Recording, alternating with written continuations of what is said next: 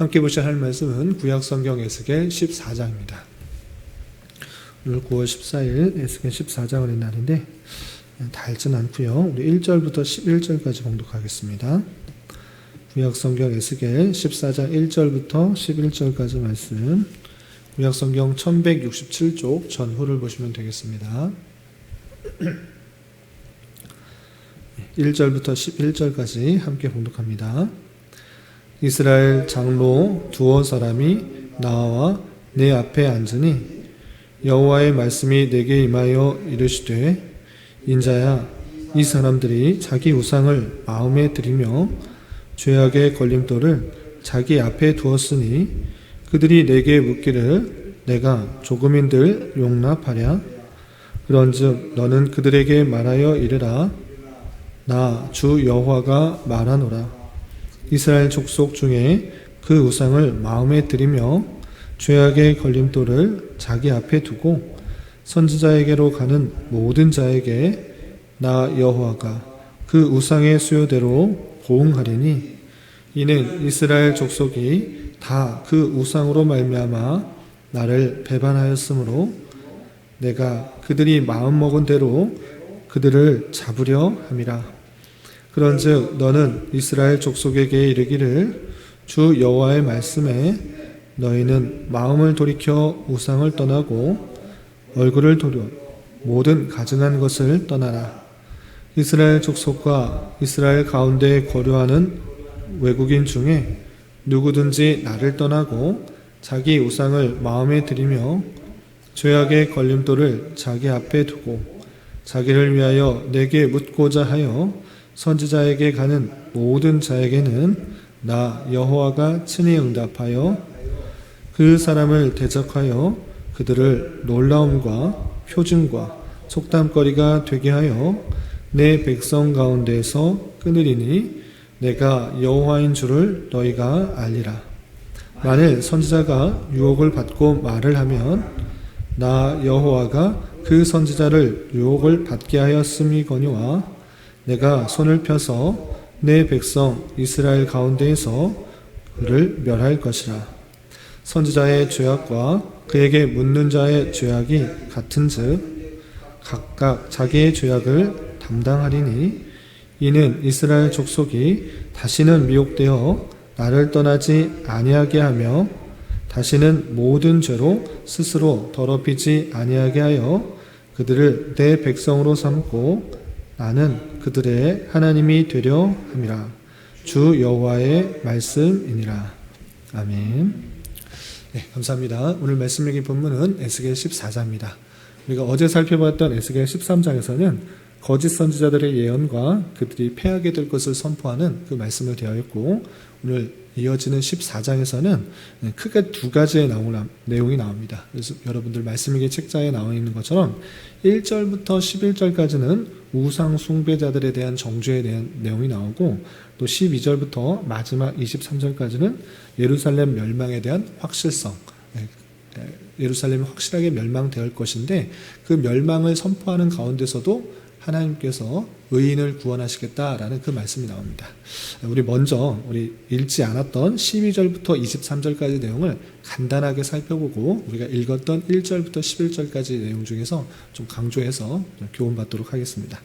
우선 12절부터 23절까지는 예루살렘의 멸망을 확실하게 말씀하시는데, 계속적으로 하나님께서 멸망시키신다, 심판하신다라는 말씀 가운데서도 하나님께서는 완전히 멸하시겠다라기보다는 그 가운데서도 의인을 구원하시겠다, 하나님께서 회복시키시겠다라는 말씀을 계속적으로 반복하시는 말씀을 살펴볼 수가 있는 것입니다.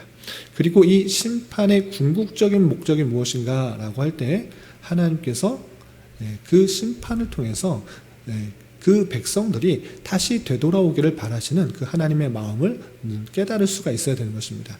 단순히 진노의 하나님, 심판의 하나님 이 정도로 생각할 것이 아니라 죄악에 대해서 심판하시는 하나님, 그리고 불의에서 되돌아오기를 하는 공의의 하나님, 이것을 함께 살펴볼 수가 있어야 되는 것입니다. 그런 표현을 12절부터 23절까지 읽으면서 살펴볼 수 있는데, 어떤 표현들이 있냐면 계속 같은 패턴이 반복되는 것을 볼 수 있습니다. 어떤 패턴이 나오냐면요, 13절에서 보면 이런 표현이 있습니다. 13절 보시면, 인자야 가령 어떤 나라가 불법을 행하여 내게 범죄함으로 내가 손을 그 위에 펴서 그 의지하는 양식을 끊어 기근을 내려 사람과 짐승을 그 나라에서 끊는다 하자.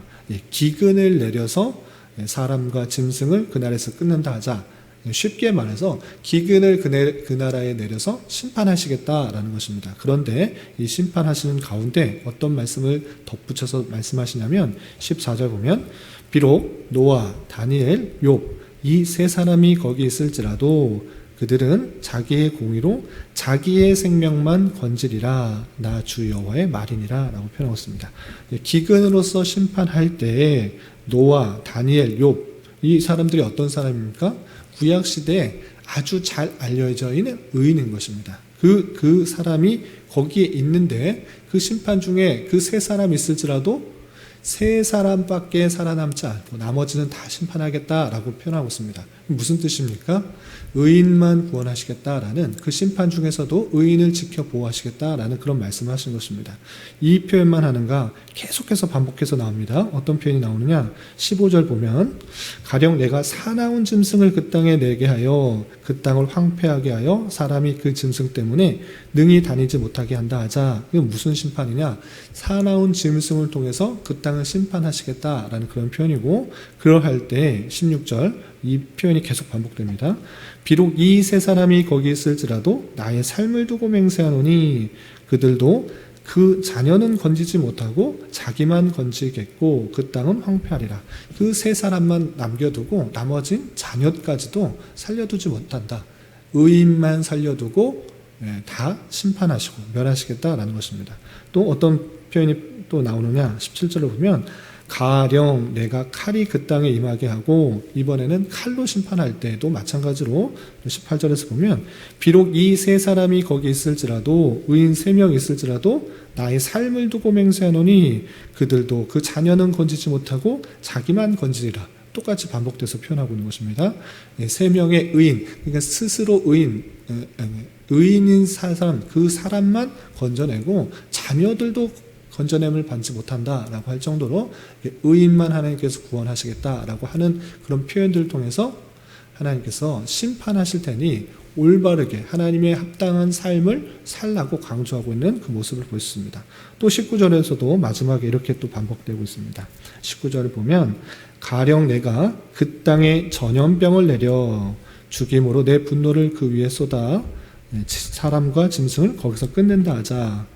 요번엔 전염병인 것입니다. 전염병이 날려서 이렇게 심판할 때 또 어떤 표현이 반복됐냐, 20절, 노아, 다니엘, 욥이 거기에 있을지라도 나의 삶을 두고 맹세하노니 그들도 자녀를 건지는 못하고 자기의 공의로 자기의 생명만 건지리라 라고 표현하고 있습니다.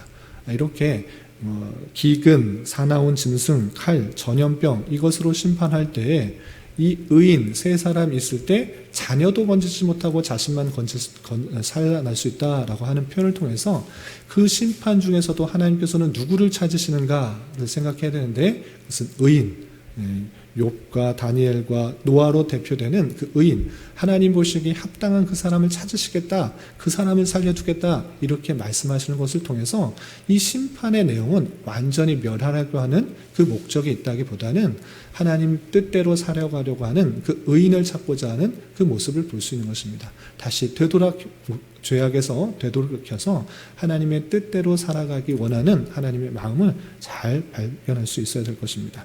그리고 이런 모든 기근이나 사나운 짐승이나 칼이나 전염병 이런 것들을 보면서 무엇을 생각해야 되는지를 또 다시 한번 반복해서 23절 마지막에 이렇게 표현하고 있는 모습을 볼 수 있습니다.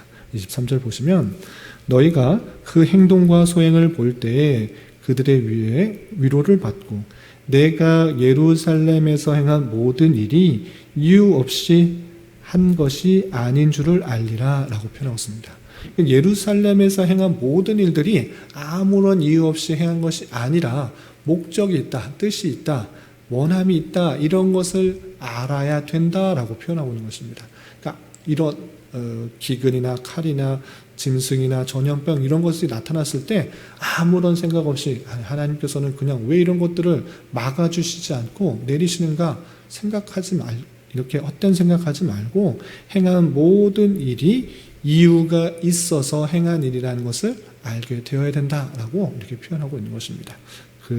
그 심판을 통해서 하나님께서 죄악된 삶을 심판하시고 하나님의 뜻대로 살기 원하는 하나님의 마음을 깨달아야 된다, 이렇게 교훈하고 있는 것입니다. 이 내용들은 앞에서도 좀 반복됐으니까 여기까지만 하고요. 우리 읽었던 1절부터 11절까지 내용은 좀 자세하게 좀 살펴보겠습니다. 다시 1절로 돌아와서 14장 1절에는 이런 표현이 있습니다. 이스라엘 장로 두어 사람이 나와 내 앞에 앉으니 이랬습니다. 이스라엘의 장로 두어 사람이 나와서 내 앞에 앉았다. 하나님 앞에 나왔다. 하나님 앞에 앉았다라고 표현하고 있습니다. 계속적인 심판의 경고에 따라서 장로 두어 사람이 몇 사람이 하나님 앞에 나온 것, 이 자체만을 볼 때는 어떻습니까? 굉장히 중요하고 귀한 일같이 여겨집니다. 이제 이 사람들이 회개하기 위해서 하나님의 뜻을 묻고자 하나님 앞에 나온 것 같아 보입니다. 그러나 이 모습 그 자체만을 하나님께서는 생각하시는 것이 아니라 그 마음속 깊은 곳을 통찰하시고 그것을 받지 않는 모습을 하나님께서 보이시는 것입니다. 어떻게 평가하시는가? 3절에 이렇게 표현됐습니다. 3절 보시면 인자야, 이 사람들이 자기 우상을 마음에 들이며 죄악의 걸림돌을 자기 앞에 두었으니 그들이 내게 묻기를 내가 조금인들 용납하랴 라고 표현하였습니다. 3절 만미에 보시면 그들이 내게 묻기를 내가 조금인들 용납하랴, 용납한다는 뜻입니까? 용납하지 않겠다는 뜻입니까? 용납하지 않겠다, 조금이라도 용납하지 않겠다라면서 강하게 부정하는 모습을 보였습니다. 하나님 앞에 나와 하나님 앞에 묻는데 왜 그것을 용납하지 않으시는가? 조금도 용납하지 않겠다라고 말씀하시는가? 우리는 그 말씀을 잘 살펴봐야 되는 것입니다. 심지어는 어떤 표현인가? 좀 건너뛰어서 10절에는 이런 표현이 있습니다. 조금 건너뛰어서 10절을 보겠습니다. 10절 말씀 보면 선지자의 죄악과 그에게 묻는 자의 죄악이 같은즉 각각 자기의 죄악을 담당하리니 라는 표현이 있습니다. 하나님 앞에 나아가서 선지자에게, 에스겔 선지자에게 나아가서 묻는 것, 좋은 것 아닙니까?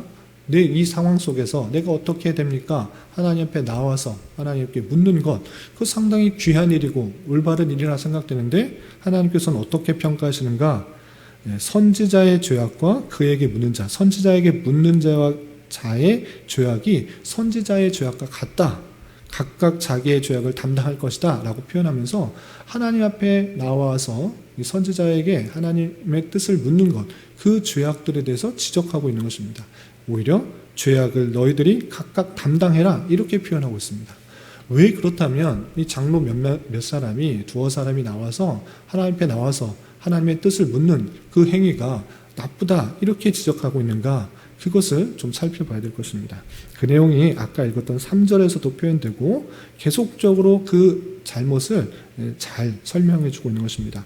왜 그러한가? 먼저 3절 다시 한번 살펴보시면 인자야, 이 사람들이 자기 우상을 마음에 들이며 죄악의 걸림돌을 자기 앞에 두었다라고 표현하였습니다. 하나님 앞에 나오는 자체는 귀하지만 그 마음 속에는 어떤 것이 있는가? 자기 우상을 마음에 들이고 있다. 죄악의 걸림돌을 자기 앞에 두고 있다라고 표현한 것입니다.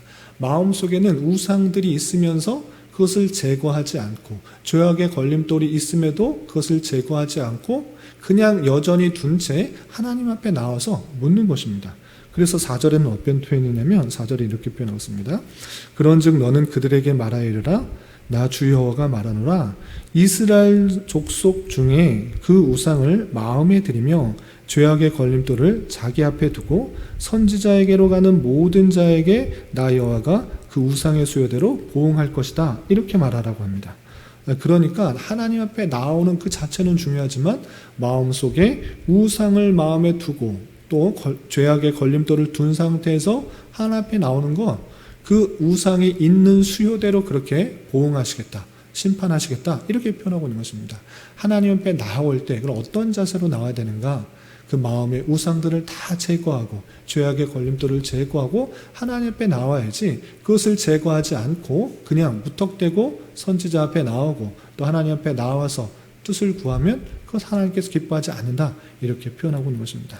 그러니까 그 마음에 궁극적으로 하나님 앞에 나올 때 이 장로 두어 사람이 나올 때 품은 마음은 무엇인가 아주 적나라하게 하나님께서 7절에서 이렇게 밝혀주고 있는 것입니다. 7절 보시면 7절 중반절에 이렇게 표현하고 있습니다. 7절 중반절에 보면 자기를 위하여 내게 묻고자 하여 선지자에게 가는 모든 자에게 나 여호와가 친히 응답한다, 이렇게 표현하고 있습니다. 7절 전체를 읽어보면 이스라엘 족속과 이스라엘 가운데 거류하는 외국인 중에 누구든지, 이스라엘 족속이거나 이스라엘 가운데 거류하는 외국인 중, 무슨 뜻하는 것입니까? 모든 사람들을 뜻하는 것입니다. 모든 그곳에 있는 사람들이 누구든지 나를 떠나고 자기 우상을 마음에 들이며 죄악의 걸림돌을 자기 앞에 두고, 마음속에 여러 가지 죄악들이 있고 또 우상들이 있는 것입니다. 그럼에도 불구하고 어떻게 하는가? 자기를 위하여 내게 묻고자 하여, 여기서 핵심이 담겨 있는 것입니다. 이 하나님 앞에 나아갈 때 그 목적이 누구인가? 하나님을 위하여, 하나님의 영광을 위하여, 하나님의 뜻을 수행하기 위하여가 아니라 단순히 내 자신, 자기를 위하여 하나님께 묻는 것입니다. 내가 어떻게 될까요? 이런 마음 중심에 자신이 중심이 된 것입니다. 하나님의 중심이 아니라 자신이 중심이 되니까 내가 어떻게 하면 유익이 될까 하는 마음이 여전히 마음속 깊이 자리 잡은 것입니다. 그래서 하나님이 아니어도 여러 다른 우상들에게 내가 잘 되는 길이라면, 내가 복받는 길이라면, 내가 형통하는 길이라면 하나님이 아니어도 다른 신들, 다른 여러 가지 우상들을 만들어 놓고 섬기는 것입니다. 그러한 중에 하나가 하나님이 되는 것입니다. 여전히 무엇이는 것입니까? 자기 중심적인 사고 속에서 자기의 유익과 만족과 기쁨과 부를 위해서 여전히 갖고 있는 중에 우상을 제거하지 않고 죄악의 걸림돌을 그대로 둔 상태에서 하나님은 어떻게 생각하시는지 자기를 위하여 하나님께 나와 묻는 그 모습들, 그것을 지적하고 있는 것입니다. 그런 사람들 어떻게 하시는가? 8절을 보면 그 사람을 대적하여 그들을 놀라움과 표징거리와 속담거리가 되게 하여 내 백성 가운데서 끊으리니 내가 여호와인 줄을 너희가 아니라. 하나님 앞에 나오는 그 자체는 좋아 보이지만 여전히 내 마음속에 네 중심적인 사고, 나만을 생각하는 그 사고들, 그것을 갖고 하나님 앞에 나오는 것 하나님께서 기뻐하지 않으신다. 오히려 어떻게 표현하고 있습니까? 놀라움과 표징거리와 속담거리가 되어서 내 백성 가운데 끊을 것이다, 이렇게 표현하고 있는 것입니다. 그러니까 이 장로들이 에스겔 선지자 앞에 나와서 하나님의 뜻을 구하는 그 모습은 회개하고 오직 하나님만 따르겠습니다, 하나님만을 의지하고 하나님께서 주신 율례와 규례에 따라 행하겠습니다 라는 자세로 나온 것이 아니라, 내가 이 어려움과 심판의 상태에서 어떻게 하면 모면할 수 있습니까? 내 자신이 유익되게 할 수 있습니까? 나를 위해서 계속 하나님께 나오는 여전히 부패하고 타락한 모습을 보고 있는 것입니다. 우상도 여전히 있고 또 죄악의 걸림돌도 여전히 있는 상태에서 그냥 하나님께 하나 물어보는, 한 발짝 걸치는, 다리를 하나 걸쳐놓는 심정으로 나오는 그 모습들, 하나님께서 그것을 지적하시면서 이렇게 심판하시겠다라고 표현하고 있는 것입니다.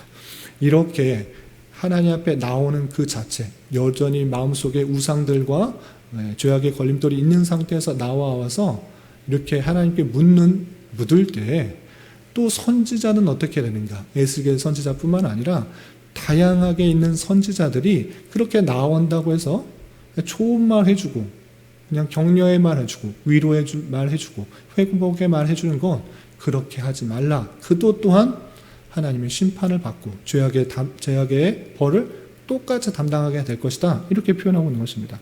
그래서 9절을 보시면 이런 표현이 있습니다. 9절 보시면 만일 선지자가 유혹을 받고 말을 하면, 유혹을 받고 말을 하는 것이 무엇입니까? 선지자에게 나왔으니 하나님의 뜻을 알려주십시오라고 물어봤으니 선지자가 그 유혹을 받고 그냥 겉모습만을 보고 유혹을 받는 것입니다. 그래서 그가 듣고 싶어하는 말을 해주는 것입니다. 그래서 어떻게 말을 하느냐? 9절 계속 읽어보면 나 여호와가 그 선지자를 유혹받게 하였음이거니와 내가 손을 펴서 내 백성 이스라엘 가운데서 그를 멸할 것이라. 선지자가 유혹을 받고 말을 하지 못하도록 했습니다. 왜? 그들이 여전히 우상을 제거하지 않고 여러 가지 죄악의 걸림돌을 갖고 있음에도 불구하고 자기 듣고 싶은 말만 들으려고 나와왔기 때문에 그대로 말하지 말라고 했음에도 불구하고 선지자가 그 유혹을 받아 좋은 말 해주고 격려의 말 해주고 이렇게 말을 하게 되면 하나님께서 심판을 받도록 그 가운데 나아오게 하겠다라고 표현하고 있습니다.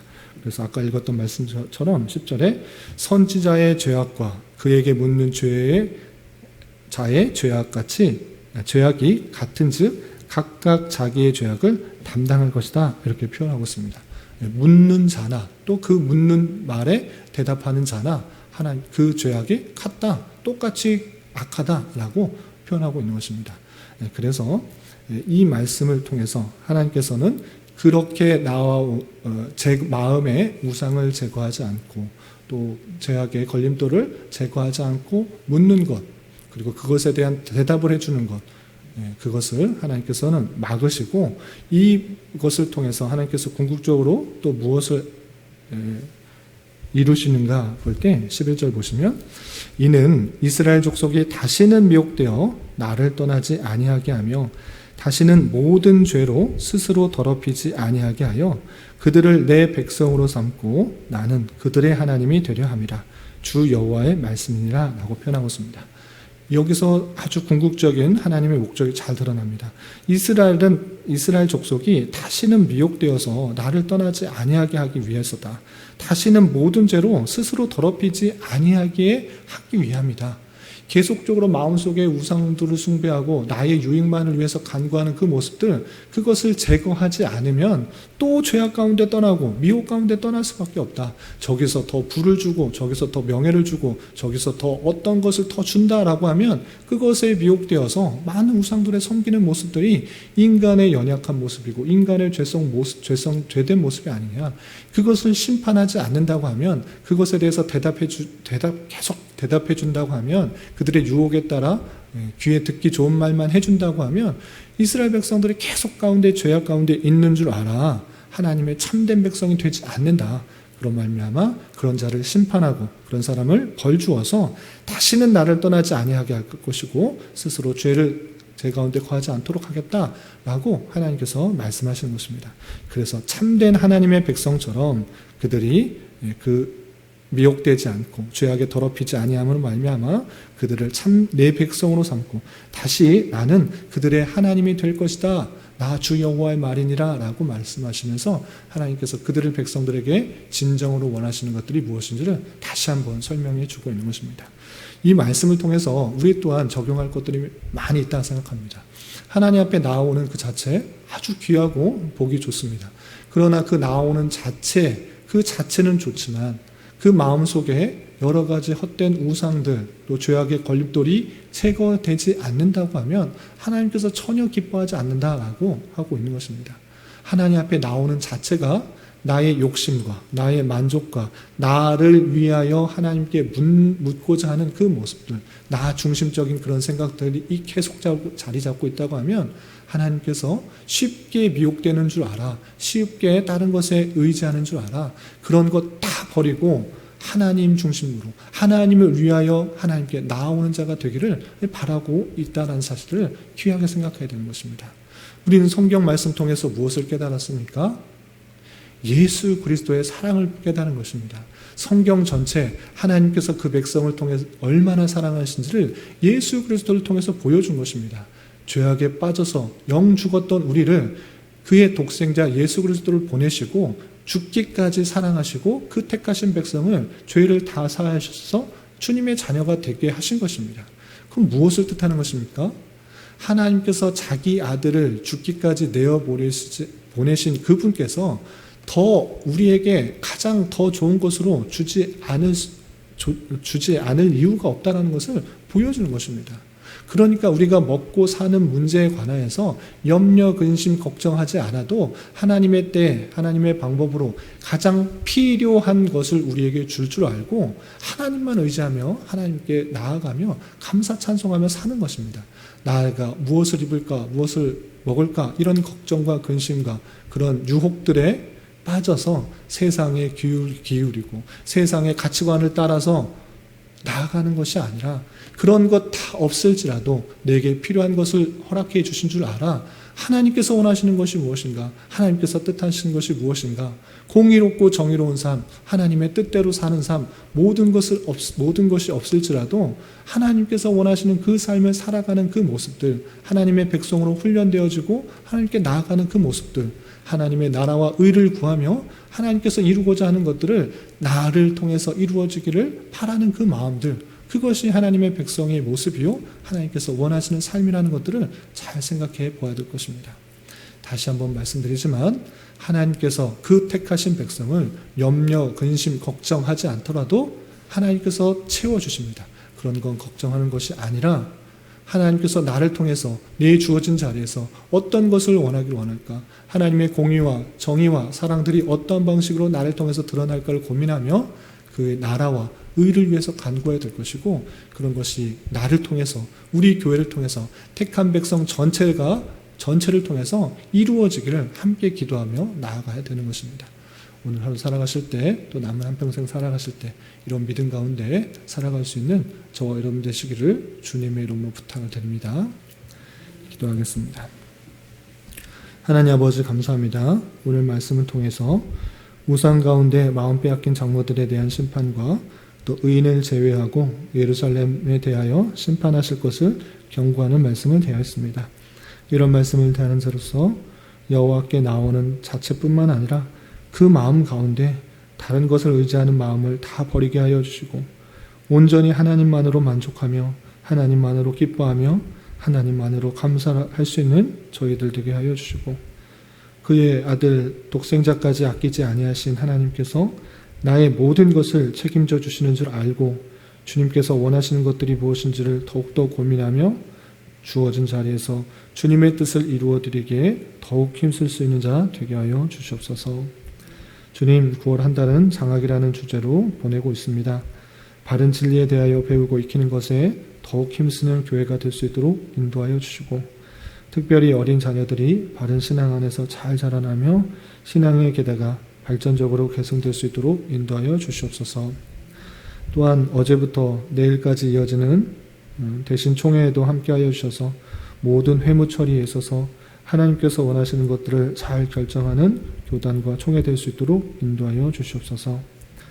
주님, 교회 가운데 육체 연약함과 질병으로 직장과 사업장의 문제로 가족의 전도와 학업을 위해 간절히 부르짖며 나아가는 여러 지체들이 있습니다. 주님, 그들과 함께하여 주시고 그들의 기도 응답해 주시사 우리의 기대와 바람보다 훨씬 더 풍성한 것으로 채우신 하나님을 깊이 경험할 수 있는 기회 되도록 인도하여 주시옵소서. 오늘 저녁에 있는 수요 성경 공부 시간에도 주님 함께하여 주실 줄 믿으며 이 시간 각자 간절히 간구하는 기도 제목 주님께서 들으시사 가장 선한 것들로 응답하여 주시옵소서. 예수님의 이름으로 기도 올리옵나이다. 아멘.